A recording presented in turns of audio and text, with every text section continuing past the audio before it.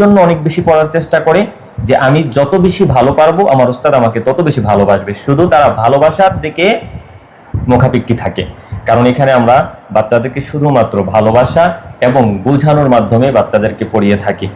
وقاتلوا في سبيل الله আয়াত পড়ো। ألم تر إلى الذين خرجوا আয়াত পড়ো। كذلك يبين الله। আসসালামু আলাইকুম ওয়া রাহমাতুল্লাহি ওয়া বারাকাতুহু। সম্মানিত দর্শক, আপনাদের সকলকে আমন্ত্রণ জানাচ্ছি আজকের এই ভিডিওটি শুরু থেকে একেবারে শেষ পর্যন্ত দেখার জন্য।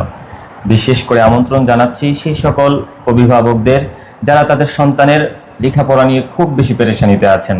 আপনার সন্তান দীর্ঘদিন মাদ্রাসায় পড়ছে কিন্তু কোরআনের হিফজ এখনো শেষ করতে পারেনি, অথবা কোরআনের হিফজ সম্পূর্ণ করেছে কিন্তু পরিপূর্ণ ইয়াদ করতে পারেনি। সন্তান এখন বাসায় আসলে আর মাদ্রাসায় যেতে চায় না, তার কারণ একটি, সে সামনে পড়তেছে কিন্তু মজা পাচ্ছে না।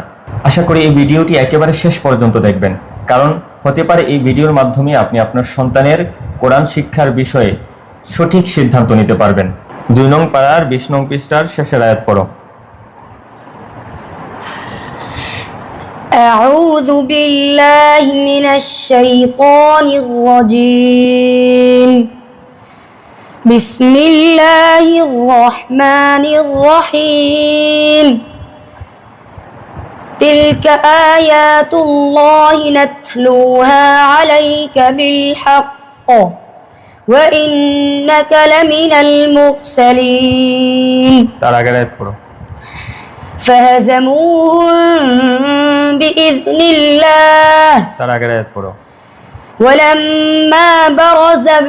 ولما برزوا لجالوت وجنوده قالوا ربنا فلما فصل طالوت بالجنود قال إن الله مبتليكم بنهر وقال لهم نبيهم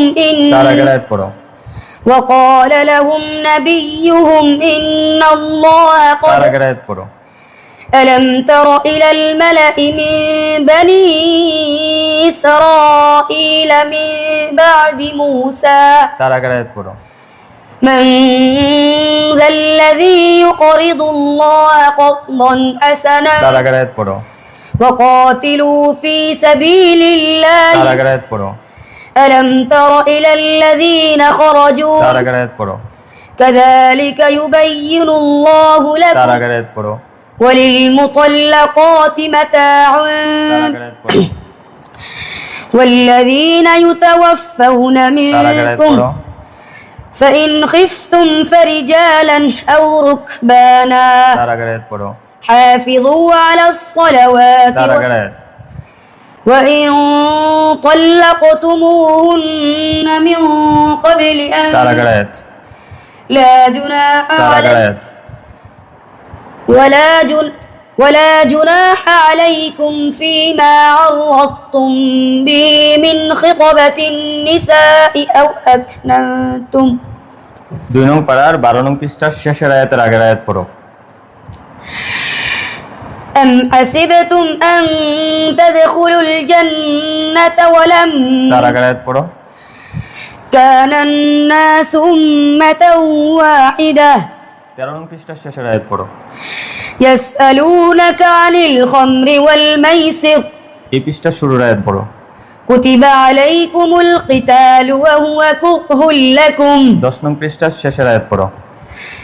واذكروا الله في أيام معدودات এই পৃষ্ঠার 2 নম্বর আয়াত পড়ো।